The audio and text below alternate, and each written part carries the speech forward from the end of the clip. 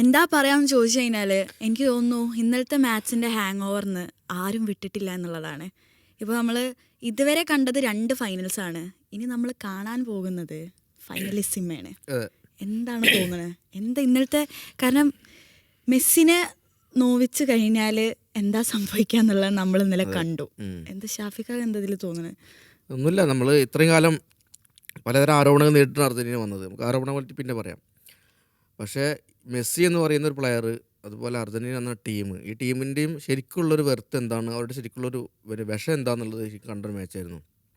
ലോകകപ്പിന് സെമി ഫൈനലിൽ ഒരു ഗോളിന് പിന്നിൽ പോവുക, എന്നിട്ട് അവിടുന്ന് ഒരു കിടിലും കംബാക്ക് നടത്തുക, ഇംഗ്ലണ്ട് പോലുള്ള ഒരു ടീമിനെ കുത്തി മലർത്തിയിട്ട് ഫൈനലിലേക്ക് മാർച്ച് ചെയ്യുക. ഈ മാച്ച് കണ്ട എതിരാളികളാവട്ടെ, ഫാൻസ് ആവട്ടെ, ക്രിട്ടിക്സ് ആവട്ടെ, അല്ലെങ്കിൽ പണ്ഡിറ്റ്സ് ആവട്ടെ, ആർക്കും ഒരു അഭിപ്രായം ഉണ്ടാവില്ല അർജന്റീന കളിക്കാതെ ജയിച്ചാണെന്നോ അല്ലെങ്കിൽ അർജന്റീന ഡിസർവ് ചെയ്യാത്തതാണോ എന്നുള്ളത്. അർജന്റീന ശരിക്കും ഡിസർവ് ചെയ്തുകൊണ്ട് തന്നെ അർഹതപ്പെട്ടൊരു വിജയം പിടിച്ചു വാങ്ങിയൊരു മാച്ചായിരുന്നു. നമ്മൾ ഈ വേൾഡ് കപ്പിൽ പലതവണ അർജന്റീനയുടെ കംബാക്സ് കണ്ടു, അർജന്റീന സ്ട്രഗിൾ ചെയ്യുന്നത് കണ്ടു, അർജന്റീന കഷ്ടപ്പെടുന്നത് കണ്ടു. പക്ഷേ അപ്പോൾ പോലും നമ്മൾ കാണുന്നത് അതൊക്കെ ചെറിയ ടീമൊക്കെതിരാണ്. അപ്പോൾ നമ്മൾ പിന്നെ കബോ വർദ്ധക്കെതിരെ സ്ട്രഗിൾ ചെയ്തിട്ടുണ്ടായിരുന്നു, ഈജിപ്തിനെതിരെ പിന്നിൽ പോയിട്ടുണ്ടായിരുന്നു, സ്വിറ്റ്സർലൻഡിനെതിരെ നമ്മളൊരു റെഡ് കാർഡ് കിട്ടിയപ്പോഴാണ് തിരിച്ചു വരാൻ പറ്റിയത്. അപ്പോൾ ഇംഗ്ലണ്ടിനെതിരെ ഏതായാലും ഒരു ഗോൾ വാങ്ങിക്കഴിഞ്ഞാൽ ആ മാച്ച് തീർന്നു എന്നുള്ള തരത്തിലാണ് ഒരു അല്ലെങ്കിൽ ഒരു ഇതുണ്ടായിരുന്നത്. അപ്പോൾ അതിനെ മറികടന്നിട്ട് അർജന്റീന ജയിച്ചു കയറി. ഞാനിന്നലെ കളി കണ്ടത് കാലിക്കറ്റ് ട്രേഡ് സെൻറ്ററിൽ വലിയ സ്ക്രീനിന് മുന്നിലാണ്. അർജന്റീന ഫാൻസ് തോന്നുന്നു 2000-ഓളം അർജന്റീന ഫാൻസ് അതിനകത്ത് ഉണ്ടാവും. ആ ഒരു ഗോളടിച്ച് അർജന്റീന ഗോൾ വഴങ്ങിയതിൻ്റെയും തിരിച്ച് ഗോൾ അടിക്കുന്നതിൻ്റെ ഇടയിലുള്ള ഒരു അസ്വസ്ഥത ഉള്ളൊരു സമയം ഉണ്ടായിരുന്നു. നമുക്ക് ബുദ്ധിമുട്ട്. അപ്പുറത്ത് ബ്രസീൽ ഫാൻസും അല്ലാത്ത ഫാൻസൊക്കെ ഉണ്ട്. അവരുടെ ആഹ്ലാദങ്ങൾ അർജന്റീന ഓരോ തവണ ബോൾ മിസ് ചെയ്യുമ്പോഴും അല്ലെങ്കിൽ ഓരോ തവണ എന്തെങ്കിലും ചെറിയൊരു പ്രശ്നം വരുമ്പോഴും അവന്മാരെ ബഹളം. ഇതിൻ്റെ പിന്നെ ഗാലറി ഏതായാലും നമുക്കറിയാം, അറ്റ്ലാന്റ സ്റ്റേഡിയത്തിനെ പോലെ ഒരു ഹിസ്റ്റോറിക് സ്റ്റേഡിയത്തിലുള്ള പിന്നെ അപ്പോൾ പ്ലേയേഴ്സിൻ്റെ സമ്മർദ്ദം ഇതൊക്കെ കഴിഞ്ഞിട്ട് നമ്മൾ പിന്നെ അർജന്റീനൻ്റെ ടെറിട്ടറിയായ ലാസ്റ്റ് 10 മിനിറ്റ് കിടക്കുകയാണ്. അതിലിത് ഗോള് വരുന്നു. അതും അതുവരെ ചാൻസ് ക്രിയേറ്റ് ചെയ്തു. പക്ഷേ ആ ഗോള് വന്നതോടുകൂടി സ്റ്റേഡിയം പൊട്ടിത്തെറിച്ചു, കാണികൾ പൊട്ടിത്തെറിച്ചു. പിന്നെ പറയാണ്ടോ, അവിടെ മൊത്തത്തിൽ നമുക്ക് ഒരു 5 മിനിറ്റിനെ ഒന്ന് സ്ക്രീൻ കാണാൻ പറ്റിയില്ല, അത്രക്കും ആഘോഷമായിരുന്നു. അപ്പോൾ ചുരുക്കി പറഞ്ഞിട്ടുണ്ടെങ്കിൽ എന്താ പറയുക, ലൈഫ് ടൈമിൽ നമുക്ക് കിട്ടുന്ന എല്ലാം തികഞ്ഞ് ചേരുവാനുള്ളൊരു മാച്ചാണ് എനിക്ക് തോന്നിയിട്ടുള്ളത്. കാരണം ഇത് ഫാൻസ് ആവട്ടെ അല്ലെങ്കിൽ പിന്നെ ഓപ്പണൻസ് ആവട്ടെ, ആരായാലും എ കംപ്ലീറ്റ് പാക്കേജ്. ഇപ്പോൾ ഈ 26 വർഷത്തെ ഗ്യാപ്പിന് ശേഷം അർജന്റീന കഴിഞ്ഞ എഡിഷൻ കപ്പ് അടിക്കുമ്പോൾ ആരാധകർക്ക് കിട്ടിയൊരു ഹൈ ഉണ്ട്. അത് കേട്ട വിമർശനങ്ങൾക്കൊക്കെ മറുപടി പറയാനൊരു അവസരം എന്നുള്ളതാണ്. പക്ഷെ അപ്പോൾ ഈ ഒരു വേൾഡ് കപ്പ് അടിക്കുമ്പോൾ അത്രമേൽ ആഘോഷിക്കാനൊന്നും ഉണ്ടാവില്ല. നമ്മൾ പറയില്ലേ ഈ സമ്മർദ്ദമില്ലാണ്ട് കളി കണ്ടു എന്നൊക്കെ പറഞ്ഞാൽ അതായിരുന്നു ശരിക്ക് അർജന്റീന ഫാൻസ് പ്രതീക്ഷിച്ച വേൾഡ് കപ്പ്. പക്ഷേ അവർക്ക് അതിനേക്കാൾ കഴിഞ്ഞ വേൾഡ് കപ്പിനേക്കാൾ ഒരുപക്ഷെ പീക്ക് ഒരു വേൾഡ് കപ്പ് എന്ന് പറഞ്ഞ ഇതാണ്. കാരണം പിന്നിൽ പോകുന്നു, തിരിച്ചടിക്കുന്നു, സ്ട്രഗിൾ ചെയ്യുന്നു, തിരിച്ചടിക്കുന്നു. അതായത് ഫാൻസ് കാത്തിരിക്കുന്ന നമ്മൾ പറയുന്ന ഒരു മാസ് മസാല സിനിമ എലമെന്റ്സ് ഉള്ള മാച്ചസ് ആണ് ഈ നടന്നുകൊണ്ടിരിക്കുന്നത്. അതുകൊണ്ട് തന്നെ ഫാൻസ് നമ്മൾ പറയും പോലെ ഏറ്റവും എൻജോയ് ചെയ്ത വേൾഡ് കപ്പ് അല്ലെങ്കിൽ ഭയങ്കരമായിട്ട് ഗൂസ് ബംസ് അടിച്ച വേൾഡ് കപ്പ് എന്ന് പറഞ്ഞാൽ കഴിഞ്ഞ വേൾഡ് കപ്പിൽ അപ്പുറത്ത്. കഴിഞ്ഞ വേൾഡ് കപ്പ് നമ്മൾ പറഞ്ഞാൽ ഫസ്റ്റത്തെ മാച്ചിൽ തോറ്റത് മാറ്റി നിർത്തി കഴിഞ്ഞാൽ ബാക്കി എല്ലാ മാച്ചും അർജന്റീന ഒരു കംബാക്കിൻ്റെ ഒരു സ്റ്റോറി പോലെ പറയാം. പക്ഷേ ഇത് ഓരോ മാച്ചിലും അങ്ങനത്തെ സ്റ്റോറികളാണ്. ഓരോ മാച്ചിലും എന്തെങ്കിലും ഒരു ഐക്കോണിക് സാധനം ഉണ്ടാവും. ഫസ്റ്റ് മാച്ചിൽ അത് മെസ്സിയുടെ ഹാട്രിക് ആണെങ്കിൽ, രണ്ടാം മാച്ചിൽ അത് മെസ്സിയുടെ 2 ഗോളുകളാണെങ്കിൽ, മൂന്നാം മാച്ചിലേക്ക് വരുമ്പോൾ മെസ്സി സബ്ബായിട്ട് വരുന്നതാണെങ്കിൽ, അങ്ങനെ ഓരോ മൊമെന്റ്സും അർജന്റീന ഫാൻസിനെ ഇങ്ങനെ എൻജോയ് ചെയ്യാനുള്ളതാണ്. ഇതിൻ്റെ ഒരു ടൈം ലൈൻ എടുത്ത് നോക്കി കഴിഞ്ഞാൽ ഇങ്ങനെ മേലോട്ടാ ഓരോ മത്സരം കഴിയുമ്പോഴും ഗ്രാഫ് മേലോട്ടേക്കാണ്. ഇനി ഫൈനലിലോട്ട് എത്തിക്കുമ്പോഴും നമ്മളിപ്പോഴും അർജന്റീനയെ ഒരു വാലിഡ് വിന്നറായിട്ട് കാണുന്നത്. കാരണം അവർ ബ്ലഫ് ചെയ്ത് ജയിച്ച് വെറുതെ തട്ടിമുട്ടി ജയിച്ച് വന്നതല്ല, ഭാഗ്യം കൊണ്ട് ജയിച്ച് കയറിയതല്ല.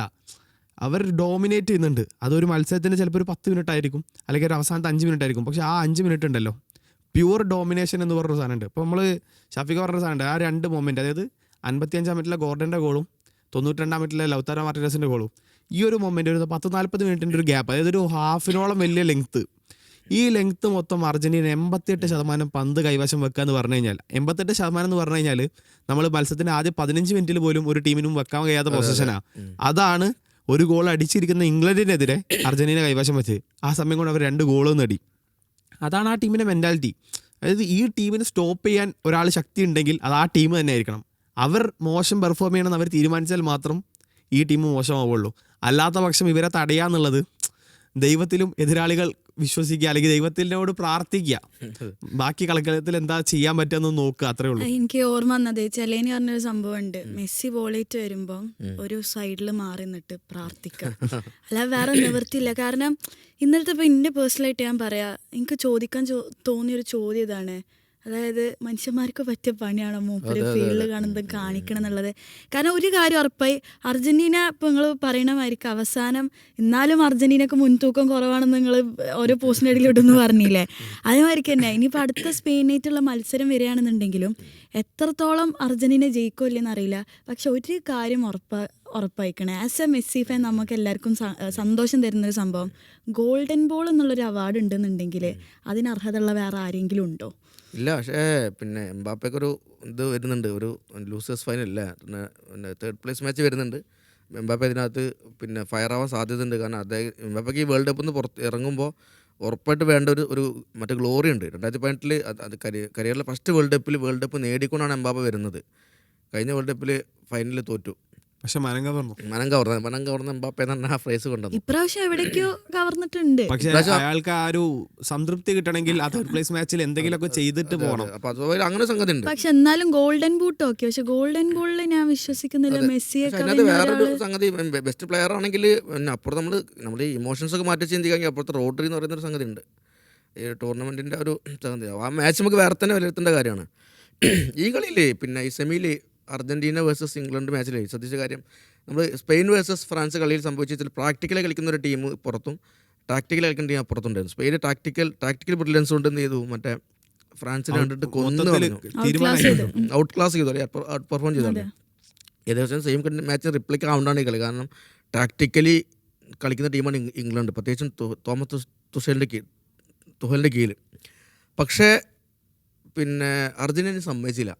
ഫസ്റ്റ് ഹാഫ് കണ്ട കളിയുണ്ട്. ഫസ്റ്റ് ഹാഫിൽ ചില നമ്മൾ പിന്നെ വെറുപ്പിച്ചളഞ്ഞു. മൊത്തത്തിൽ ഫസ്റ്റ് ഹാഫിൻ്റെ വിസിൽ മുടങ്ങുന്നത് വരെ നമ്മളൊരു എന്ത് കളി കളിക്കുന്നതെന്നുള്ള ഇംഗ്ലണ്ട് ആവട്ടെ അർജന്റീന ആവട്ടെ എനിക്ക് തോന്നിയില്ല. അത് ഫസ്റ്റ് ഹാഫിലൊക്കെ കുറേ ഫൗളുകൾ, പിന്നെ കുറേ സമയം ബോൾ പിന്നെ ഗോൾ കീപ്പറുടെ അടുത്ത് ഹോൾഡ് ചെയ്ത് വെക്കുക, ബാക്ക് ലൈനിൽ പാസ് ഇട്ട് കളിക്കുക, കാര്യമായ അറ്റാക്സ് ഒന്നുമില്ല, പേടിച്ച് കളിക്കുക ഒക്കെ. അപ്പോൾ എല്ലാവരും പറഞ്ഞത്, ഇപ്പോൾ സോഷ്യൽ മീഡിയ ഒക്കെ ആ സമയത്ത് നോക്കിയപ്പോൾ എന്ത് കളി, ചത്ത കളി എന്നൊക്കെ കണ്ടിരുന്നത്. പക്ഷേ അപ്പോഴും ഒരു അർജന്റീന ടാക്ടിക്കലി കളിക്കുന്ന ഇംഗ്ലണ്ടിനെ അവരുടെ ടാക്ടിക്സിനെ പിന്നെ ബേൺ ചെയ്യാൻ വേണ്ടിയിട്ട്, അല്ലെ അതിനൊരു പിന്നെ ഒഴിവാക്കാൻ വേണ്ടിയിട്ട്, അതിൻ്റെ ഒരു എഫക്റ്റീവ്നെസ് കുറയ്ക്കാൻ വേണ്ടിയിട്ടാണ് ഈ കളി കളിച്ചതെന്ന് ഞാൻ വിശ്വസിക്കുന്നത്. സെക്കൻഡ് ഹാഫിലോട്ടെ നേരെ കളി മാറാണ്. സെക്കൻഡ് ഹാഫ് വരുമ്പോൾ അർജന്റീന വേറെ ഈ ഗോൾ വീണ, നേരത്തെ ഫസ്റ്റ് പറഞ്ഞ ഗോൾ വീണ 56 മിനിറ്റിൻ്റെയും പിന്നെ വിജയ ഗോൾ തരുന്ന 92 മിനിറ്റ് ഇടയിലുള്ള സമയത്ത് 88% ബോൾ അർജന്റീന കയ്യിൽ വെച്ചിരുന്ന സംഗതി ഓക്കെ, അതല്ല. അതിന് മുമ്പ് തന്നെ അർജന്റീന എന്ത് ചെയ്തിട്ടുണ്ട് വെച്ചാൽ കളി മാറ്റിയിട്ടുണ്ട്. സെക്കൻഡ് ഹാഫ് തുടങ്ങിയ സമയത്ത് അർജന്റീനയ്ക്ക് ബോൾ കിട്ടിയതിന് ശേഷമുള്ളൊരു മൂവ്മെൻ്റ് ഉണ്ട്. അതുകൊണ്ട് 5-8 പാസുകൾ ഒന്നിച്ചുള്ള കളി, അപ്പോഴൊരു മൊമെൻറ്റം അപ്പം അങ്ങനെ കയറി വരുന്നുണ്ട്. അപ്പോൾ ഏതായാലും കൃത്യസമയത്താണ് ഈ മറ്റേ ഇംഗ്ലണ്ട് ഗോൾ വന്നത് റോങ് ടൈമിലാണെന്ന് ഞാൻ പറയാം. കാരണം ഒരു ഗോൾ എന്നെ അടിച്ചിട്ട് പിന്നെ ഒരു 35 മിനിറ്റ് ഒന്നും മെസ്സിക്ക് കൊടുക്കരുത് എന്നുള്ള സംഗതി ചെയ്യാൻ പാടില്ലായിരുന്നു. വളരെ അത് പോർച്ചുഗലിനെതിരെയുള്ള മത്സരത്തിലേ സ്പെയിൻ അടിച്ച വിന്നർ ഗോൾ ഉണ്ട്. അപ്പോൾ ആളുകൾ പറഞ്ഞു അർജന്റീനക്കെതിരെ കളിക്കുമ്പോൾ ഈ പദ്ധതി ഉപയോഗിക്കണം, അവസാനം വരെ പിടിച്ചിരിക്കുക, എന്നിട്ട് തിരിച്ചടിക്കാൻ ഒരു അവസരമില്ലാന്ന് തോന്നുമ്പോൾ ഒരു ഗോൾ അടിക്കുക, എന്നിട്ട് മാച്ച് അങ്ങോട്ട് വിൻ ചെയ്യുക. കാരണം നമ്മൾ ഈ പറഞ്ഞ പോലെ മെസ്സി എന്നുള്ള പ്ലെയർ ഉള്ളവർത്തോളം 30 മിനിറ്റ് ഒന്നും വേണ്ട, ഒരു 5 മിനിറ്റ് ഗ്യാപ്പ് കൊടുത്തു കഴിഞ്ഞാൽ ആൾ 2 ഗോൾ അടിപ്പിക്കുകയൊക്കെ ചെയ്തിട്ട് കളി അങ്ങോട്ട് തിരിക്കും. അതാണ് നമ്മൾ കഴിഞ്ഞ മത്സരത്തിൽ കണ്ടത്. അതായത് മെസ്സി അതുവരെ മെസ്സിയുടെ ഒരു സോൺ ഉണ്ടല്ലോ, നമ്മൾ പറയുന്ന ആ ബോക്സിന്റെ പുറത്തൊരു സെൻട്രൽ സോണ്, അവിടെ മെസ്സി അങ്ങനെ നിൽക്കും, ഭയങ്കര എഫേർട്ട് എടുത്ത് ഓടി അപ്പ് ആൻഡ് ഡൗൺ ഓടി ബോൾ റിസീവ് ചെയ്യുന്നതല്ല, അങ്ങനെ നിൽക്കും. ആവശ്യം വരുമ്പോൾ ഒന്ന് ഡിഫൻസിലേക്ക് ഇറങ്ങി ബോൾ വാങ്ങി കളിക്കും, ബിൽഡ് ചെയ്ത് ഇങ്ങനെ കളിക്കും, സിമ്പിളായിട്ട് കളിക്കും. മെസ്സി വന്ന് കാലിൽ നിന്ന് ബോൾ കൊണ്ടുപോകാൻ വേണ്ടിയിട്ടൊക്കെ മെക്കാലിസ്റ്റർ കാത്ത് നിൽക്കുന്നുണ്ട്, കളിച്ചോട്ടെ. മെസ്സിനെ നമ്മൾ ടച്ച് ചെയ്ത് കൊടുക്കുകയാണ്, മെസ്സി എടുത്തോ പൊക്കോ, മെസ്സി അവിടേക്ക് കൊടുത്തോ, എല്ലാം മെസ്സി ചെയ്തോട്ടെ എന്ന് പറഞ്ഞാൽ കാത്തിരിക്കുക. അതായത് അവർക്കറിയാം എന്താണ് അവിടെ മെസ്സി ഉദ്ദേശിക്കാൻ നിൽക്കുന്നുണ്ട്. പക്ഷേ നമ്മൾ അവിടെ അത്രയും മെസ്സിൻ്റെ ആ സോണിൽ മെസ്സിനെ ബ്ലോക്ക് ചെയ്യുക, മാൻ ടു മാൻ മാർക്ക് ചെയ്യില്ല എന്നുള്ളത് തുഹൽ ആദ്യം പറഞ്ഞതാണ്. കാരണം മാൻ ടു മാൻ ഇട്ടിട്ട് കാര്യമില്ല, കാരണം ആ മാൻ ടു മാൻ ആ പ്ലെയർ ഒന്ന് കണ്ണടച്ച് തുറക്കുമ്പോഴത്തേക്കും മെസ്സി അവിടുത്തെ പൊസിഷൻ മാറിയിട്ടുണ്ടാവും. അപ്പോൾ അതുകൊണ്ട് തന്നെ ഇവരൊരു വലിയൊരു ഷീൽഡ് പോലെ പ്ലെയേഴ്സിനെ ഇങ്ങനെ അടുപ്പിച്ച് നിർത്തുക, ഒരു വിങ് ബാക്ക് ആയാലും ഡിഫൻഡർ ആയാലും ഒക്കെ അടുത്തടുത്ത് നിന്ന് മെസ്സിക്ക് ഉള്ളിലേക്ക് കടക്കാൻ ഒരു സ്ഥലമില്ലാതാക്കുക എന്നുള്ള. പക്ഷെ അറിയാം മെസ്സിയാണ്, ഏത് ഇരുമ്പ് കോട്ടക്കുള്ളിൽ അയാൾ ഒരു വിള്ളലുണ്ടാക്കും. അതാണ് മെസ്സിയുടെ കയ്യിൽ ബോൾ കിട്ടുമ്പോൾ എന്തെന്നില്ലാത്തൊരു സ്പേസ് ആ ഒരു പൊസിഷനിൽ വരികയാണ്, റൈറ്റിലേക്ക് കൊടുക്കുന്നു, മെസ്സി കളി ക്രിയേറ്റ് ചെയ്യുന്നു. ഇനി നമുക്ക് ആ ഒരു സബ്സ്റ്റിറ്റ്യൂഷനെ പറ്റി സംസാരിക്കണം. അതായത് നിക്കോ ഗോൺസാലസിനെ ഇറക്കാൻ എടുത്തൊരു തീരുമാനമുണ്ട്. അതെ. നിക്കോ ഗോൺസാലസിനെ എടുക്കാനെടുത്ത തീരുമാനത്തിന് ശേഷം പിന്നെ മെസ്സിയുടെ പൊസിഷൻ ആ സെൻട്രൽ സോൺ അല്ലായിരുന്നു, റൈറ്റ് ആയിരുന്നു. നിക്കോന്റെ ആ സംഗതിയിൽ വേറെ കാര്യം, നിക്കോനെ ഇറക്കാൻ വേണ്ടിയിട്ട് ഇയാൾ പരദസിനാണ് മാറ്റുന്നത്. കമ്പാരിറ്റീവ്ലി ഇന്നത്തെ മാച്ചിൽ അർജന്റീന നന്നായി കളിച്ച പ്ലെയറാണ് പരദസ്. ഡിഫൻസീവ് ആക്ഷനിലൊക്കെ ആൾ അധിക സമയത്ത് ആൾ സെൻട്രൽ ബാക്കിനെ പോലെ സിംഗിൾ സെൻട്രൽ ബാക്കിനെ പോലെയാണ് കളിച്ചിട്ടുണ്ടായിരുന്നത്. കാരണം അത്രയും ബാക്കപ്പോടെ കൊടുത്തിരുന്നു. ആ ഒരു പ്ലെയറോട് മാറ്റുമ്പോൾ ഞാൻ പഠിച്ചെന്താ വെച്ചാൽ, എൻ്റെ ഒരു പേഴ്സണൽ പഠിച്ചെന്ന് വെച്ചാൽ, ഒരു കൗണ്ടർ അറ്റാക്ക് വന്നിട്ടുണ്ടെങ്കിൽ എന്താ ചെയ്യാന്ന് എന്താ ചെയ്യുക. കാരണം മുമ്പത്തെ മാച്ചസിലൊക്കെ ലാസ്റ്റ് മാൻ ടാക്ലിങ് എത്രയോ തവണ നടത്തിയിട്ടുള്ളതാണ് പരദസ്. നല്ല ഫോമിലാണ്. അപ്പോൾ മറ്റേ ഇംഗ്ലണ്ടാണ് അവർക്ക് പേസി ടീം, പിന്നെ കളിക്കാരൻ ഹാരി കെയ്നൊക്കെ ഒരു സൂചിപ്പഴുത് കിട്ടിയാൽ മതി. ആ സമയത്ത് എന്ത് സംഭവിക്കും എന്നുള്ളൊരു ചെറിയൊരു ഭയം ഉള്ളിലുണ്ടായിരുന്നു. അല്ല, ഈ കഴിഞ്ഞ മാച്ചിലും റൈറ്റ് വിങ്ങിൽ ഇറങ്ങിയ മെസ്സിയാണ് ഡേഞ്ചർ അതെ ആയത്. അതെ അതെ ഈ മാച്ചിലും റൈറ്റ് വിങ്ങിൽ ഇറങ്ങിയ മെസ്സിയാണ് ഡേഞ്ചർ ആയത്.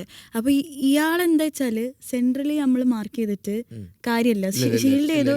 പക്ഷെ ഇത് എവിടെ വേണമെങ്കിലും കളിക്കാൻ ഈ മാച്ചിലെ പറ്റുന്ന വ്യത്യാസം എന്താണെന്ന് രീതിയിലാവുമ്പോ അറിയോ? ഈ മാച്ചിലെ വ്യത്യാസം എന്ന് വെച്ചാൽ രണ്ട് കാര്യങ്ങളുണ്ട്. ഒന്ന്, മറ്റേ ജൂഡ് ബെല്ലിംഗം ഇയാളെ പ്രകോപിതനാക്കിയില്ല ഏതോ ഒരു മൊമെന്റില് അതില് തീർന്ന് പിന്നെ മാച്ച് കഴിഞ്ഞു. കണ്ടില്ല, ഇയാൾക്ക് സ്പേസ് കൊടുക്കുകയാണ്. മെസ്സിക്ക് ഫ്രീ ആയിട്ട് റോം ചെയ്യാൻ വേണ്ടിയിട്ട് ഒരു മൈതാനത്തിൻ്റെ സെൻറ്റർ ആൻഡ് റൈറ്റ് സൈഡ് മൊത്തം ഒഴിച്ചിട്ട് കൊടുത്തിട്ട് ബോക്സ് ഡിഫെൻഡ് ചെയ്യുക എന്നുള്ളത് ഭയങ്കര മണ്ടത്തരല്ല. കാരണം ഓൾറെഡി മെസ്സി ചാർജ് ചെയ്ത്, കാരണം സെക്കൻഡ് ഹാഫ് തുടങ്ങിയത് മുതൽ ഫസ്റ്റ് ഹാഫ് തന്നെ ഉണ്ട്. നമ്മൾ ആരൊക്കെയാണ് മറ്റേ ഹാരി കെയ്നെയും ഗോർഡനെയും കൂടി വെട്ടിച്ചേർന്നിട്ട് ഒരു യെല്ലോ കാർഡ് പിന്നെ ആൻഡേഴ്സൺ വാങ്ങിച്ചിട്ട് ഒരു മൂവ്മെൻറ്റ് മെസ്സിൻ്റെ അവിടുന്ന് കണ്ടതാണിത്. സെക്കൻഡ് ഹാഫിൽ മെസ്സി ഗോളിൻ്റെ മുമ്പേ ചാർജ് ആവുന്നുണ്ട്. പിന്നെ ഗോൾ അടിച്ചതിന് ശേഷം പറയാനുമില്ല. പിന്നെ ഈ 35 മിനിറ്റ് ഉണ്ടാവും, 35 മിനിറ്റ് നമുക്ക് ഏതായാലും കളിക്കാന്നുള്ള മെസ്സി തീരുമാനിച്ചിരുന്നു. അപ്പോൾ അത്രയും ഒരു ഫയറിൽ നിൽക്കുന്ന ഒരു പ്ലെയർ, ആ പ്ലെയറിന് അത്ര അധികം, മെസ്സിയെ പോലെ പ്ലെയർ അയാൾക്ക് അത്ര അധികം സ്പേസ് കൊടുക്കുക, എന്നിട്ട് ബോക്സ് പിന്നെ പ്രതിരോധിക്കുക എന്ന് പറഞ്ഞാൽ അതൊരു, എനിക്ക് തോന്നുന്നു, ടാക്ടിക്കൽ ബ്ലണ്ടർ എന്ന് തന്നെ വേണമെങ്കിൽ പറയേണ്ടി വരും. അത്രയും സ്പേസ് റൈറ്റ് വിങ്ങിൽ കൊടുത്തതിന് പല മൂവ്മെന്റ്സും നടത്താൻ കഴിയും. പിന്നെ അതിനനുസരിച്ച് എനിക്ക് തോന്നുന്നു ആദ്യത്തിനെക്കാട്ടിലും ഈ എൻസോ ഫെർണാണ്ടസും ലൗതാരോ മാർട്ടിനസും ഒക്കെ കേപ്പബിൾ ആയിട്ടുണ്ട്. ഇന്നലെ ലൗതാരോ മാർട്ടിനസിന്റെ ഒരു ഇന്റർവ്യൂ ഉണ്ടായിരുന്നു, ആ ലാസ്റ്റ് ഒരു ഇന്റർവ്യൂ എനിക്ക് തോന്നുന്നു. ആള് പറഞ്ഞത്, അതായത് ഒരു വിന്നർ ഗോൾ അടിക്കാന്ന് പറയുന്നത് ഒരു സ്വപ്ന എന്നുള്ള ആ ഒരു സാധനം ഉണ്ടല്ലോ, കരഞ്ഞിട്ട് വളരെ വൈകാരികമായിട്ടാണ്. അതൊരു സ്വപ്നമാണ്, എല്ലാ സ്ട്രൈക്കേഴ്സിന്റെ ഒരു സ്വപ്നം.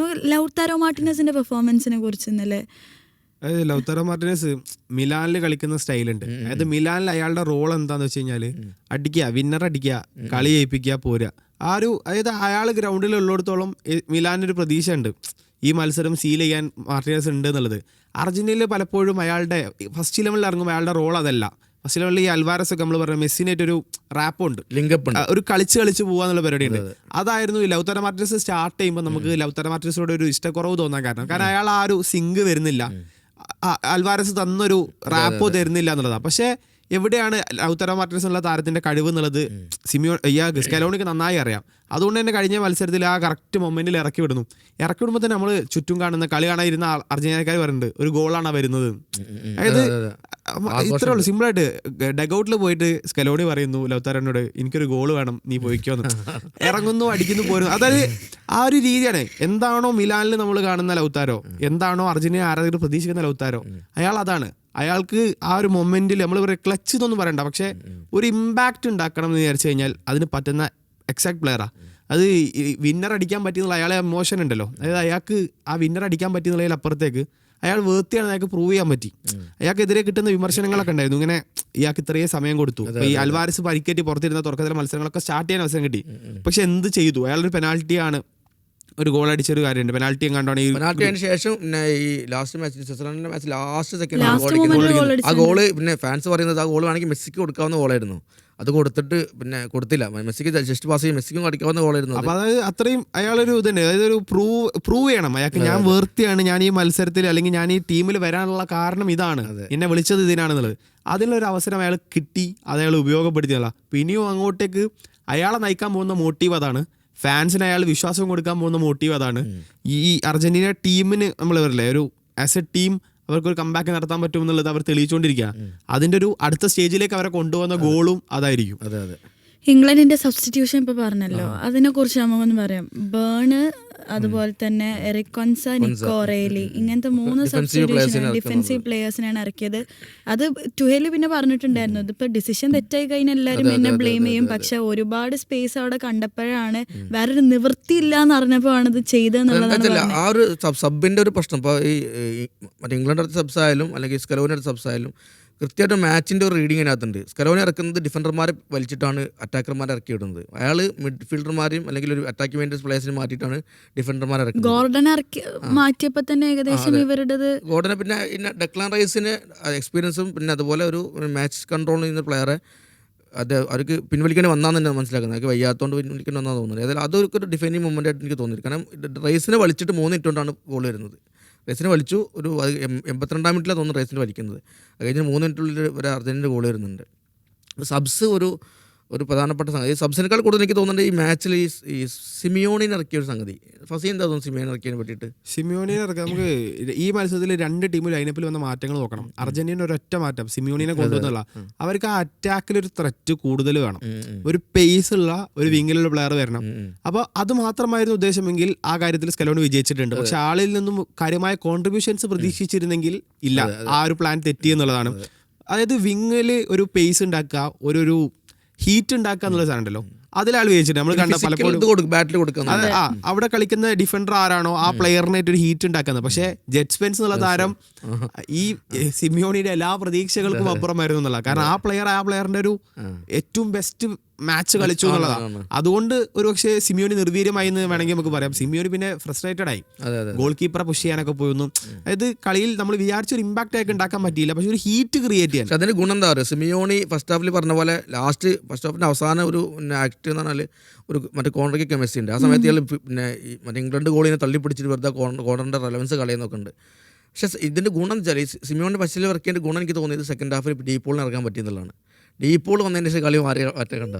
ഡീപോള് അതായത് ഇപ്പൊ നമ്മൾ ഈ ഒരു മൊത്തത്തില് വേൾഡ് കപ്പിൽ നിറം മങ്ങി എന്നൊക്കെ പറഞ്ഞ അതിനുള്ള മറുപടി എല്ലാവർക്കും അങ്ങനെ കൊടുത്തു. ഡിപ്പോള് ഫസ്റ്റ് മാച്ചിൽ ഒരു അസിസ്റ്റ് കൊടുക്കുന്നുണ്ട്. അപ്പൊ അതിനുശേഷം അന്ന് നമ്മളെല്ലാവരും ഡിപ്പോളിൽ ഭയങ്കരമായിട്ട് പ്രൈസ് ചെയ്തു. ഡിപ്പോൾ മെസ്സി കോമ്പിനേഷൻ, അവർ മിയാമിയിൽ പോയത് ഇതിന് വേണ്ടിയിട്ടാണെന്നൊക്കെ പറഞ്ഞു. പക്ഷെ അത് കഴിഞ്ഞപ്പോഴേക്ക് അങ്ങോട്ടേക്ക് ഡിപ്പോളിന് ആൾക്കാർ താറടിക്കാൻ തുടങ്ങി. ഈ ചങ്ങായിക്ക് വേണ്ടിയിട്ട് നമ്മൾ വാദിച്ചത് ഇവൻ പോരാ, ഇയാളെ മാറ്റണം, ഇയാൾക്ക് പ്രായം പിടിച്ചു തുടങ്ങിയായിരിക്കും ഇപ്പൊ തിരിച്ചു പറയാൻ തുടങ്ങി. അതായത് അയാൾ നമ്മളല്ലേ എല്ലാ അർജന്റീന പ്ലേയേഴ്സിനും തങ്ങൾ പ്രൂവ് ചെയ്യാണ് ഓരോ മാച്ചിലും. ഇപ്പം കഴിഞ്ഞ മത്സരത്തിൽ അൽവാരസ് ഒരു ഗോൾ അടിച്ചിട്ട് പ്രൂവ് ചെയ്തു അയാം വേത്തി. ഈ മത്സരത്തിൽ എൻസോ ഫെർണാണ്ടസിനായിരുന്നു, ലൗത്തറ മാർട്ടിനസിനായിരുന്നു. ഡിപ്പോൾ അങ്ങോട്ടേക്ക് വന്നിട്ട് നമ്മൾ ഈ മറ്റേ ഓർക്കസ്ട്ര അറേഞ്ച് ചെയ്യുന്ന മറ്റേ ഇയാളുണ്ടല്ലോ, അതേപോലെ ആയിരുന്നു. അതായത് ഇയാൾ പറയും പോലെ മാത്രമേ കളി പോകുന്നുള്ളൂ. വലത്തോട്ടേക്ക് പോട്ടെ, ഇടത്തോട്ടേക്ക് പോട്ടെ, ഒരു ആ കളിയുടെ ടെമ്പോ കൺട്രോളൊന്നുമല്ല, അതിലപ്പുറത്തേക്കാ. അതായത് ആ മത്സരം ഇയാൾ എഴുതിയ സ്ക്രിപ്റ്റാണ്, ഇവരൊക്കെ അതിലെ അഭിനേതാക്കളാണ്, ഓരോരുത്തർക്കും എന്താണ് റോൾ എന്നുള്ളത് ഡിപ്പോൾ തീരുമാനിക്കുന്നു. ആ രീതിയിലായിരുന്നു കളിയുടെ മൊമെന്റം എന്നുള്ളത്. നമ്മൾ പറഞ്ഞ സിമിയോണിനെ ഇറക്കിയത് കൊണ്ട് ഒരുപക്ഷെ ഒരു ഫ്രഷ് ലെഗുള്ള ഭയങ്കര ആക്റ്റീവായിട്ട് നിൽക്കാൻ പറ്റും. അയാൾക്ക് ഒരു 45 മിനിറ്റ് കളിച്ചാൽ മതി, അല്ലെങ്കിൽ ഒരു 30 മിനിറ്റ് ആ അത്രയും സമയം അയാൾക്ക് ഫുൾ എനർജി കൊടുക്കാൻ പറ്റി. നമ്മൾ പറഞ്ഞില്ല എക്സോസ്റ്റ് ആവാത്ത ഒരു ഫെറ്റീഗ് വരാത്ത രീതിയിലേക്ക് കളിക്കാൻ പറ്റി എന്നുള്ളതാണ്. അപ്പം അത് ആ രീതിയിലും കൂടി നോക്കുകയാണെങ്കിൽ സ്കലോണിയുടെ തീരുമാനങ്ങൾ ശരിയായിരുന്നു എന്നുള്ളതാണ്. മറുപുറത്ത് അമ്പേ പരാജയമായ സബ്സ്റ്റിറ്റ്യൂഷൻസ് ആയിരുന്നു തോമസ് ടുഖേലിന്റെ. നമ്മൾ അങ്ങേരെ ഒരു ക്ലബ്ബ് ഫുട്ബോൾ നമ്മൾ ഒരുപാട് കണ്ടതാ. അപ്പൊ അതിൽ അയാൾ നടത്തുന്ന കുറെ ടാക്ടിക്കൽ മൂവുകൾ നമ്മൾ കണ്ടതാ. പക്ഷെ ആളുകൾ പറഞ്ഞ പോലെ അവസാനത്തൊക്കെ എടുത്തപ്പം ഗാരറ്റ് സൗഗേറ്റിന്റെ നേഴയിൽ എവിടേക്കോ കണ്ടു. മാത്രമല്ല ഈ ഇതിന്റെ സർ ഗൊറാൻ എറിക്സൺ, ഞാൻ 2002 വേൾഡ് കപ്പ് ഇതിന്റെ പ്രീ മാച്ചിൽ ഞാൻ പറഞ്ഞ കാര്യമുണ്ട്. 2002 വേൾഡ് കപ്പിൽ ഇതേമാതിരി ഒരു ഗോൾ ഇംഗ്ലണ്ട് അടിച്ചിട്ട് പിന്നെ ത്രൂട്ട് മാച്ച് ഡിഫെൻഡ് ചെയ്തത്. അന്ന് എറിക്സന്റെ ഒരു കളിയുണ്ട്. എറിക്സൺ ടോട്ടൽ ടീമിൻ്റെ ബാക്ക് ലൈനിലേക്ക് വലിച്ചിട്ട് അർജന്റീന ഉണ്ട് കില്ല് ചെയ്ത് കളഞ്ഞൊരു കളിയുണ്ട്. അതിലേക്ക് അയാളുടെ എറിക്സന്റെ പ്രേതം ആണ് അതായത് അതെ എന്താണ് ചെയ്യാൻ ഉദ്ദേശിച്ചത് എന്നുള്ളത് പരിശീലകൻ അറിയായിരുന്നു, പക്ഷെ കളിക്കാർക്ക് അറിയില്ല. കാരണം വരുന്ന സബ്സ്റ്റിറ്റ്യൂഷൻ നോക്കാം, ഗോർഡനെ പിൻവലിച്ചിട്ട് ഒരു റൈറ്റ് ബാക്കിനെ കൊണ്ടുവരുന്നു. ഓൾറെഡി അവിടെ റീസ് ജെയിംസ് കളിക്കുന്നുണ്ട്. അപ്പോൾ റീസ് ജെയിംസിനെ അവർ മിഡ്ഫീൽഡിലേക്ക് പുഷ് ചെയ്യേണ്ടി വരും. മിഡ്ഫീൽഡിൽ നിന്ന് ഒരാൾ ലെഫ്റ്റിലേക്ക് കയറേണ്ടി വരും. അത് മാറുന്നു. കുറച്ച് കഴിയുമ്പോൾ ഡെക്ലൻ റൈസിനെ പിൻവലിച്ചിട്ട് ഒറേലിനെ കൊണ്ടുവരുന്നു. അപ്പോൾ ലെഫ്റ്റ് ബാക്കാണ് വരുന്നത്. ലെഫ്റ്റ് ബാക്ക് അവിടെ സ്പെൻസ് കളിക്കുന്നുണ്ട്. അപ്പോൾ വീണ്ടും പ്ലേസ്, അതായത് ഡിഫെൻസീവ്ലി ഒരുപാട് താരങ്ങൾ ഇറക്കാം. ഓൾറെഡി 4 ഡിഫൻഡേഴ്സ്, എലിയട്ട് ആൻഡേഴ്സണും റൈസും അടക്കമുള്ള 2 ഡിഫൻസീവ് മിഡ്ഫീൽഡ് അല്ലെങ്കിൽ ഹോൾഡിംഗ് മിഡ്ഫീൽഡ്, ഒരു 6 ആളുള്ള ഒരു ബാക്ക് ലൈൻ ഉണ്ട്. ഗോൾ കീപ്പർ അടക്കം ഒരു 7 പേരുണ്ട്. ഇതിലേക്കാണ് പുതിയ പ്ലേയേഴ്സിനെ ഇങ്ങനെ ഇഞ്ചക്ട് ചെയ്തുകൊണ്ടിരിക്കുന്നത്. അതായത് ഒരു ഗോളിൽ സിറ്റ് ബാക്ക് ചെയ്യാം. ഹാരിക്കൻ തന്നെ മത്സരശേഷം തുറന്നു പറഞ്ഞു, ഞങ്ങൾ ഒരു ഗോൾ അടിച്ച് സിറ്റ് ബാക്ക് ചെയ്യാൻ നോക്കി, ഇത്ര വലിയൊരു സ്റ്റേജിൽ അത് പാടില്ലായിരുന്നു, അതാണ് പറ്റിയത്. അതായത് പ്ലേയേഴ്സിന് വെളിപാട് വന്നു കഴിഞ്ഞു, പക്ഷെ കോച്ചിന് ഇപ്പോഴും അത് പറ്റിയിട്ടില്ല. കോച്ച് പറഞ്ഞത് എന്താ, ഒരു മത്സരം തോറ്റ് കഴിയുമ്പോൾ ലക്ഷക്കണക്കിന് പരിശീലകർ പുറത്തു വരുന്നു. അതായത് സോഷ്യൽ മീഡിയനെയും പത്രമാധ്യമങ്ങളാണ് ഇവർ പറയുന്നത്. അതായത് വിമർശിക്കാൻ ആൾ വരുന്നു എന്നുള്ളതാണ്. പക്ഷെ വിമർശനം വരും, കാരണം തോൽക്കുമ്പോഴാണ് വിമർശിക്കപ്പെടേണ്ടത്. ജയിക്കുമ്പോൾ എപ്പോഴാ ജയ ആഘോഷിക്കപ്പെടുകയുള്ളൂ. തോൽക്കുമ്പോഴാണ് അതിൽ പ്രശ്നമുണ്ടെന്ന് ചൂണ്ടിക്കാണിക്കേണ്ടത്. അപ്പോൾ അത് ഞാൻ പറഞ്ഞില്ലേ, പ്ലെയേഴ്സിന് തെറ്റെന്താണ് മനസ്സിലായി, പക്ഷെ കോച്ചിന് ഇപ്പോഴും മനസ്സിലായിട്ടില്ല എന്നുള്ള. അത് തിരുത്തിയിട്ടില്ലെങ്കിൽ ഈ 2028 യൂറോ കപ്പിലേക്കൊക്കെ വരുമ്പോൾ ഇംഗ്ലണ്ടിന് നമ്മൾ പറഞ്ഞ പോലെ തന്നെ ഇറ്റ്സ് കമ്മിങ് ഹോം അല്ല, വീട്ടിലേക്ക് ആ സാധനം എത്തൂല. പക്ഷെ അതിനകത്ത് വേറെ കാര്യമുണ്ട്. എന്താ വെച്ചാലേ പിന്നെ ഒന്ന് മറ്റേ അർജന്റീന ഇതിന് മുമ്പ് കളിച്ച മാച്ചസ് എല്ലാം ചെറിയ ടീമുകൾ, കമ്പാരിറ്റീവ്ലി ചെറിയ ടീമുകളോടാണ്. അപ്പോൾ ഒരു എലൈറ്റ് ടീമിനോട്ട് ആദ്യമായി സ്വിറ്റ്സർലാൻഡിൻ്റെ മാച്ചുണ്ട്. പക്ഷേ ആ മാച്ചിൽ അർജന്റീന തിരിച്ചു വരാൻ പറ്റിയത് അവർക്ക് എപ്പോഴും ഒരു ആ റെഡ് കാർഡിന് ശേഷം മാത്രമാണ്, ഞാൻ എപ്പോഴും പറയും. പക്ഷെ അത് വെച്ചിരുത്തിയിട്ടുണ്ടെങ്കിൽ ഒരു പ്രോപ്പർ ടീമിനെ, ഇപ്പോൾ ഈ അർജന്റീന ഹേറ്റേഴ്സോ അല്ലെങ്കിൽ അതിൻ്റെ ഓപ്പോണൻസോ പറഞ്ഞ കാര്യം, അർജന്റീന ഇതുവരെ ഈസി സെമിഫൈനൽ എന്നാണ് പറഞ്ഞത്. സെമിഫൈനൽ വരെയുള്ള പാത്ത് ഈസി എന്ന് പറയുന്നുണ്ട്. അപ്പോൾ സെമിയിൽ അർജന്റീന ഒരു പ്രോപ്പർ ടീമിനെ നേരിടുമ്പോൾ അവർക്ക് മുമ്പത്തെ മാച്ചസിലെ പോലെ കംബാക്കിന് കഴിയില്ല എന്നൊരു ഒരു സംഗതിയായിട്ട് ഉണ്ടായിരിക്കാം. പക്ഷെ വേറൊരു നമ്മളിപ്പോൾ ഈ സോഷ്യൽ മീഡിയ പറഞ്ഞ പോലെ തന്നെ ഈ സ്പെയിൻ വേഴ്സസ് ഫ്രാൻസ് മത്സരം കഴിഞ്ഞല്ലോ. അപ്പോൾ ഫ്രാൻസ് നമ്മൾ ഭയങ്കര അറ്റാക്കിംഗ് ടീമായിട്ടാണല്ലോ കണക്കൂട്ടിനെ. പക്ഷെ സ്പെയിന് അവരെ തൂക്കി എറിഞ്ഞു എന്ന് തന്നെ പറയാം. അവര് കളിച്ചു, അവര്. പക്ഷെ ആ സ്പെയിന് കാബോവർഡെക്കെതിരെ സ്ട്രഗിൾ ചെയ്തു. ആ കാബോവർഡെയാണ് അർജന്റീനക്കെതിരെ കളിച്ചത്. അപ്പൊ ഒരിക്കലും ഞാൻ ആ കാര്യത്തിൽ ഞാൻ ഒരിക്കലും അഗ്രി ചെയ്യില്ല. ഈജിപ്ത് ആണെങ്കിലും കാബോവർഡെ ആണെങ്കിലും മെന്റാലിറ്റി പറ്റി പറഞ്ഞത്. സ്വാഭാവികമായിട്ടും ഇങ്ങനത്തെ ഒരു എലൈറ്റ് മറ്റേ ക്ലബ്ബുകളിൽ കളിക്കുന്ന എക്സ്പീരിയൻസ് ആയ പ്ലേയേഴ്സ് ഉണ്ടാകുമ്പോൾ ഒരു ഗോളെങ്കിൽ ഒരു ഗോൾ അടിച്ചിട്ട് ഡിഫെൻഡ് ചെയ്യാൻ പറ്റും എന്നുള്ളൊരു കോൺഫിഡൻസ് അയാൾക്ക് ഉണ്ടായതിൽ തെറ്റൊന്നും പറയാൻ പറ്റില്ല. തെറ്റ് പറയാനില്ല. കാരണം നമ്മൾ ആലോചിച്ച് നോക്കാം, ഇപ്പോൾ ഈ 2010 സ്പെയിൻ അടിച്ച മത്സരങ്ങൾ ആൾക്കാർ പറയുമ്പോൾ സ്പെയിൻ കപ്പടിച്ചു, ശരി, അവരടിച്ച ഗോളിന്റെ എണ്ണം നോക്കുമ്പോൾ വളരെ കുറവാണ്. അതായത് മെസ്സി എന്നുള്ള പ്ലെയർ ഈ വേൾഡ് കപ്പിൽ അടിച്ച അത്രയും ഗോളൊക്കെ തന്നെ ആയിരിക്കും ചിലപ്പോൾ സ്പെയിൻ ആ വേൾഡ് കപ്പിൽ അടിച്ചത്. അതായത് ഒരു ഗോളിന് മാർജിനിൽ മാത്രം ജയിച്ചു പോകുന്ന ഒരു പോർച്ചുഗലിനോട് ഒരു ഗോളിൽ, ജർമ്മനിയോട് ഒരു ഗോളിൽ, ഫൈനലിൽ ഒരു ഗോളിൽ. അപ്പോൾ അത്തരത്തിൽ ചെറിയ മാർജിനിൽ വിൻ ചെയ്യാന്നുള്ള പരിപാടിയുണ്ട്. പക്ഷേ നിലവിലെ മോഡേൺ ഡേ ഫുട്ബോൾ അതല്ല എന്നുള്ളത് ടുഹേൽ മനസ്സിലാക്കണം. കാരണം ഒരു മൊമെന്റ് കൊണ്ട് കളി തിരിക്കാൻ പറ്റുന്ന ഒരുപാട് ഇൻഡിവിജ്വൽസ് ഉള്ള ഒരു ടീം അർജന്റീന. അപ്പൊ അത്തരത്തിലൊരു ടീം ഇപ്പൊ കാബോവർഡെക്കെതിരെയൊക്കെയാണ് ഇവർക്ക് ഒരു ഗോളിൽ ലീഡ് എടുക്കുന്നതെങ്കിൽ ആ ഒരു ഗോളിൽ സിറ്റ് ബാക്ക് ചെയ്യാമായിരുന്നു ഒരു പക്ഷേ ഇത്രയും എക്സ്പീരിയൻസ് ആയിട്ടുള്ള മെസ്സിയെ പോലെ ഒരാൾ, മെസ്സിയുടെ ഫോം എന്താ, നമ്മൾ ഫസ്റ്റ് മാച്ച് ഒക്കെ ആണെങ്കിൽ മെസ്സി എന്താ നമ്മളിങ്ങനെ പ്രതീക്ഷിച്ച് കാത്തിരിക്കാന്നെങ്കിലും പറയാം. പക്ഷെ ഇത് ഗ്രൂപ്പ് അവസാന ഘട്ടത്തിലെ മത്സര മെസ്സിയുടെ ഏറ്റവും നല്ല ഫോമിലാണ് കളിച്ചുകൊണ്ടിരിക്കുന്നത്, എല്ലാവരും മുന്നിലും തെളിയിച്ചുകൊണ്ടിരിക്കുക. ആ മെസ്സിയൊക്കെ കളിക്കുമ്പോൾ ഈ സിറ്റ് ബാക്ക് ചെയ്യാൻ എടുത്ത തീരുമാനം ഞാൻ ഇപ്പോഴും പറയുന്നത് അതൊരു ഒരു മണ്ടൻ ഡിസിഷൻ തന്നെയാണ്. പക്ഷേ അതിനകത്തുള്ള കാര്യം ഇപ്പോൾ ഞാൻ ചോദിക്കട്ടെ, അപ്പോൾ ലാസ്റ്റ് മിനിറ്റൊക്കെ ആയപ്പോഴേക്കും പ്രത്യേകിച്ചും ഒരു ഗോൾ കൺസീഡ് ചെയ്തതിന് ശേഷം, അല്ല അർജന്റീന കൺസീഡ് ചെയ്ത ശേഷം അർജന്റീന കണ്ടിന്യൂസ്ലി ബോക്സിലേക്ക് അറ്റാക്ക് ചെയ്തുകൊണ്ടിരിക്കുകയാണ്. മെസ്സിയാണ് അതിൽ കേന്ദ്രം. കാരണം അയാൾ മറ്റേ എത്രയോ ക്രോസുകൾ നമ്മൾ കണ്ടു, ക്രോസുകൾ വരുന്നു, മെക്കലിസ്റ്ററുടെ ഹെഡർ, 2-3 ഹെഡേഴ്സ്, പിക്ഫോർഡ് തട്ടിയാകുന്നുണ്ട്, പോസ്റ്റ് മട്ടി മടക്കുന്നുണ്ട്, അല്ലെങ്കിൽ ലാസ്റ്റ് മിനിറ്റ് ക്ലിയറൻസ് ചെയ്യുന്നുണ്ട്. അപ്പോൾ നിരന്തരം ബോക്സിലേക്ക് പന്ത് വന്നുകൊണ്ടിരിക്കുകയാണ്. അപ്പോൾ അത് ഒന്നുകൂലും എന്ത് ചെയ്യണം, ആ പന്ത് വരുന്ന ഏരിയ ബ്ലോക്ക് ചെയ്യണം, മെസ്സിയെ ബ്ലോക്ക് ചെയ്യണം. അതിനയാൾക്ക് പ്ലാനില്ല. പിന്നെ എന്ത് ചെയ്യും, ആ വരുന്ന പന്തുകൾ ക്ലിയർ ചെയ്യണം. അതിനാണ് ഡിഫൻഡർമാർക്ക് ആവശ്യമുള്ളത്. അതാണ് അയാൾ കൊണ്ടുവന്നതും. എനിക്ക് തോന്നുന്നത് അങ്ങനെയാണ്. പക്ഷേ നമ്മൾ പറയില്ലേ, അതായത് എല്ലാം ആദ്യം ഒറിജിനിൽ നിന്ന് കട്ട്, നമ്മൾ ഈ ലഹരി മരുന്നിന്റെ കേസൊക്കെ പറയുമ്പോൾ സോഴ്സ് കട്ട് ചെയ്താലേ ഈ സപ്ലൈ കട്ടാവുള്ളൂ. മെസ്സിയെ കട്ട് ചെയ്യാന്നുള്ളൊരു ഇപ്പൊ ഇത്രയും ഡിഫൻഡർമാർ കയ്യിലുള്ള, അപ്പോൾ ഇത്രയും എലൈറ്റ് പ്ലേയേഴ്സ് കയ്യിലപ്പം മെസ്സി എന്ന സോഴ്സിനെ കട്ട് ചെയ്യാനൊരു ശ്രമം പോലെ നടത്തിയില്ല. പക്ഷെ ഞാൻ പറയട്ടെ, ഇതെന്താന്ന് വെച്ചാല് അത് ചെയ്യാൻ ശ്രമിച്ചു കഴിഞ്ഞാലും നടക്കൂല. കാരണം എന്താ പറയുക, അർജന്റീനയ്ക്ക് ഇതിനൊക്കെ അപ്പുറം ഇതിന് പ്രീ മാച്ചിന് ഞാൻ പറഞ്ഞ കാര്യമാണ്, അർജന്റീന കളിക്കുന്ന ടാക്ടിക്സ് കൊണ്ടല്ല, ഇമോഷൻ കൊണ്ടാണ്, മോട്ടിവേഷൻ കൊണ്ടാണ്. ഈ ഇമോഷൻ കൊണ്ടും മോട്ടിവേഷൻ കൊണ്ടും കളിക്കുന്ന ടീമിന് ഒരിക്കലും എന്ത് ചെയ്യുക, അവർ പോരാളികളാണ്, അവർ ശരിക്കും യുദ്ധമാണ് കളിക്കുന്നത്, അല്ലാതെ ഒരു ടാക്ടിക്കൽ ഗെയിമല്ല. ഒരു ഇംഗ്ലണ്ട് കളിക്കുന്ന പ്രൊജക്റ്റാണ്. ഇവർ കളിക്കുന്നത് എന്താണ്, ഒരു വാശിക്ക് കളിക്കുകയാണ്, പാഷൻ കൊണ്ട് കളിക്കുകയാണ്. അങ്ങനത്തെ ടീമിന് ഒരിക്കലും നമ്മൾ ഈ എന്താ പറയുക, ടാക്ടിക്കലി കളിച്ചിട്ട് ഔട്ട് ക്ലാസ് ചെയ്യാനൊക്കെ നോക്കിയിട്ടുണ്ടെങ്കിൽ അത് ലക്കാണ്. പക്ഷെ എനിക്ക് അതിനേക്കാൾ നല്ല ഒരു ലീഡ് കിട്ടിക്കഴിഞ്ഞു, ഇനി 35 മിനിറ്റ് കളി ബാക്കിയുള്ളൂ. എന്ത് ചെയ്യാം, ഈ 35 മിനിറ്റ് മാക്സിമം ഡിഫെൻഡ് ചെയ്ത് കളിക്കുക എന്നുള്ളൊരു കോൺഫിഡൻസ്, സ്വന്തം കളിക്കാറുള്ള കോൺഫിഡൻസും കൂടി ഇതിനകത്തുണ്ട്. അതെനിക്ക് തോന്നിയിട്ടില്ല. ഇപ്പോൾ ഈ അർജന്റീനയുടെ ടാറ്റിക്സ്, ഇപ്പോൾ ആളുകൾ പറയും ഓരോ പരിശീലകരും ഓരോ ടാറ്റിക്സാണ്. ചിലർക്ക് അത് പ്രസ്സിംഗ് ആണ്, ചിലർക്ക് അത് ഹൈലൈൻ ഡിഫൻസ് ആണെന്നാ. പക്ഷെ അർജന്റീനയുടെ ടാറ്റിക്സ് എന്ന് പറഞ്ഞാൽ മെസ്സി ആണെന്നാണ് പറയാം. കാരണം മെസ്സിക്ക് വേണ്ടി കളിക്കുക എന്നുള്ളൊരു വികാരം അവർക്കുള്ളിൽ ഇപ്പോഴും ഉണ്ട്. നമ്മൾ മെസ്സിക്ക് വേണ്ടി അവരെല്ലാം ചെയ്തു കഴിഞ്ഞു, ഇനി വേണ്ട, ഇനി സ്വന്തത്തിന് വേണ്ടി കളിക്കാൻ നല്ല, ഇനിയും മെസ്സിക്ക്. കാരണം ആ എലിയറ്റ് ആൻഡേഴ്സൺ മഞ്ഞക്കാട് വാങ്ങിയ ഒരു ഫൗളുണ്ട്. ആ ടാക്കിൾ കഴിഞ്ഞത് എലിയറ്റ് ആൻഡേഴ്സൺ ഓർമ്മയുള്ളൂ, ചുറ്റും 10 ആൾ കൂടി. നമ്മൾ ഈ സിനിമയിൽ ഒരു കാര്യമുണ്ട്, മമ്മൂട്ടിയെ വീഴ്ത്തുമ്പം കൂടെയുള്ള എല്ലാ പോലീസുകാരും ആ വില്ലന്മാർക്ക് തോക്ക് ചൂണ്ടുന്നൊരു സീൻ ഏതാണ്ട് സിമിലർ ആയിരുന്നു. ചുറ്റും കൂടി മെസ്സിയുടെ ചുറ്റും ആൾക്കാർ കൂടുന്നു, ആൾ വരുന്നു. അതായത് അവർക്ക് ഇപ്പോഴും ആ പാഷൻ, ആ ഇമോഷൻ ഉണ്ട് മെസ്സിക്ക് വേണ്ടിയിട്ട്. ഞാൻ നേരത്തെ പറഞ്ഞ പോലെ മെക്കാലിസ്റ്ററൊക്കെ മെസ്സി കളിച്ചോട്ടെ, മെസ്സി ബോൾ കൊണ്ടുപോയി കളി. കാരണം മെസ്സിനെ എൻജോയ് ചെയ്യാനും മെസ്സിനെ വാച്ച് ചെയ്ത് കളിക്കാനും മെസ്സിന്റെ തണലിൽ വളരുക പറയല്ലേ, അതിന് വേണ്ടിയിട്ട് അവരിപ്പോഴും പ്രയത്നിക്കുന്നുണ്ടെന്നുള്ള. അതുകൊണ്ട് തന്നെ ഈ ഒരു ടീമിനെ മറികടക്കുക എന്നുള്ളത് നമ്മൾ പറഞ്ഞ പോലെ ടാക്ടിക്കലി, മെന്റലി, ഫിസിക്കലി ഒന്നും വരാം. ഈ മെസ്സിക്കലി എന്ന് പറയല്ലോ, മെസ്സിയെ കൂടി, മെസ്സി എന്നുള്ള ആ വികാരത്തെ കൂടി മറികടക്കുക എന്നുള്ളത് ഇനി വരാൻ പോണ സ്പെയിന് ചെയ്യേണ്ടതാണ്. ഇംഗ്ലണ്ടിന് പറ്റാതെ പോയതാണ്. അതെന്താണ് സ്പെയിൻ കാത്തിരിക്കുന്നത്, അല്ലെങ്കിൽ എന്താണ് സ്പെയിൻ ഒരു കൂട്ടി വെക്കുന്നത് എന്നുള്ളതാണ് ഇനി നോക്കേണ്ടത് ശരിക്കും. അല്ല ഷാഫിക്ക, ഈ മെസ്സിക്കലി എന്നുള്ള വികാരം മറികടക്കാൻ സ്പെയിനെ കൊണ്ട് സാധിക്കുമോ? അത് ഞാൻ നേരത്തെ പറഞ്ഞത്, ഒന്ന് ടാക്ടിക്കൽ ഗെയിമും അല്ലാതെ പ്രാക്ടിക്കൽ ഗെയിമും തമ്മിലുള്ള ഒരു ഫൈറ്റിൽ ആര് ജയിക്കുന്നു എന്നുള്ളത്. അപ്പോൾ നമ്മൾ 2 മാച്ചും കണ്ടു. ഒരു മാച്ചിൽ സ്പെയിൻ വേഴ്സസ് എന്താ പറയുക ഫ്രാൻസ് ടാക്ടിക്കലി സ്പെയിൻ ജയിച്ചു. പിന്നെ ഇംഗ്ലണ്ട് വേഴ്സസ് അർജൻറ്റീന ജയിച്ചു. അതിൽ പ്രാക്ടിക്കൽ ജയിച്ചു. ഒരു സെമിയിൽ ഒന്നിൽ പ്രാക്ടിക്കൽ ടീം, ഒന്നിൽ ടാക്ടിക്കൽ ടീമും ജയിച്ചു. അപ്പോൾ ടാക്ടിക്കൽ നമ്മൾ ഈ പറഞ്ഞ പോലെ തന്നെ, ഈ മെസ്സി എന്ന് പറഞ്ഞ പോലെ തന്നെയായിരുന്നു ഫ്രാൻസിൻ്റെ അറ്റാക്കിംഗ് ക്വാർട്ടറായിട്ട് നമ്മൾ പറഞ്ഞിരുന്നത്. പിന്നെ എംബാപ്പെ, ഒലീസെ, ഡെംബലെ, അതുപോലെ നമ്മളെ ബാർക്കോള അല്ലെങ്കിൽ ദുവെ, ആ ഒരു ക്വാർട്ടറിനെ എങ്ങനെയാണ് ഒരു കണ്ടെയ്ൻ ചെയ്യാന്നുള്ളൊരു ഡൗട്ട് നമുക്കുണ്ടായിരുന്നു. ഭയങ്കരമായിട്ട് എങ്ങനെ സംഭവിച്ചാലും ഇത്ര നല്ല ടീമിനൊക്കെ സ്പെയിൻ എന്ത് ചെയ്യുന്നുള്ള ചോദ്യം, അതിനെ സ്പെയിന് നിരായുധമാക്കിയ രീതി നമ്മൾ കണ്ടിട്ടുണ്ട്. അപ്പോൾ അത് ടാക്ടിക്കൽ ഗെയിമിൻ്റെ ഒരു പോസിറ്റീവ് വശത്തിൽ, പിന്നെ പ്രത്യേകിച്ച് ഒരു ആങ്കർ റോൾ കളിക്കുന്ന റോഡ്രി അയാളുടെ കരിയർ ബെസ്റ്റ് പ്രകടനം കാഴ്ചയെടുത്തു. അപ്പോൾ അതുപോലൊരു മാച്ച് വരികയാണെങ്കിൽ, അല്ലെങ്കിൽ അതുപോലെ എന്തെങ്കിലും ഒരു പ്ലാൻ ഉണ്ടാവുകയാണെങ്കിൽ പറയാൻ പറ്റില്ല നമുക്കൊരിക്കലും. നമ്മൾ ഹൈലി മോട്ടിവേറ്റഡ് ആണ്, ഹൈലി ഇമോഷണലാണ്. ഇതുപോലെ പറയുന്ന പോലെ ആയിക്കുള്ള കളി. ഞാനെപ്പോഴും എൻ്റെ മറ്റു പ്രവചനങ്ങളൊക്കെ പറയാനുള്ള കാര്യം ഇതാണ്, ഓരോ മാച്ചാണ്. ഇപ്പോൾ ഇന്നലത്തെ ഫസ്റ്റ് ഓരോ ഹാഫ് പോലും അർജൻറ്റീനയ്ക്ക് 90 മിനിറ്റ് തന്നെ വേണ്ട, അവർക്ക് ആകെ 45 മിനിറ്റ് പതിനുള്ള ലെവലിൽ സെക്കൻഡ് ഹാഫ് കളിച്ചത്. ഫസ്റ്റ് ഹാഫ് തീരെ ഒരു ഇൻവോൾവ്മെൻറ്റ് ഉണ്ടായിട്ടില്ലല്ലോ. അപ്പോൾ അതുകൊണ്ട് നമുക്ക് ഫൈനലിലൊന്നും നമുക്കൊന്നും പറയാൻ പറ്റില്ല. പക്ഷെ നമുക്കാണെങ്കിൽ ആഗ്രഹിക്കാം ഇതുപോലെ ഒരു മെസ്സി ഷോ. അങ്ങനെ കുറേ കണ്ടല്ലോ, ഒന്നൊന്നുമില്ല. സാധാരണ മെസ്സിൻ്റെ ഒരു ഷോ അല്ലെങ്കിൽ 2 ഷോ നമ്മൾ കണ്ടിട്ടിങ്ങനെ പോരാണ്. പക്ഷേ ഈ വേൾഡ് കപ്പിൽ ത്രൂഔട്ട് ആദ്യ മാച്ചസിലൊക്കെ ഗോൾ അടിച്ചു കൂട്ടുന്നു, പിന്നെ ലാസ്റ്റ് വന്നപ്പോൾ അസിസ്റ്റ് കൊടുക്കുന്നു, കളി ഭയങ്കരമായിട്ടും തിരിക്കുന്നു.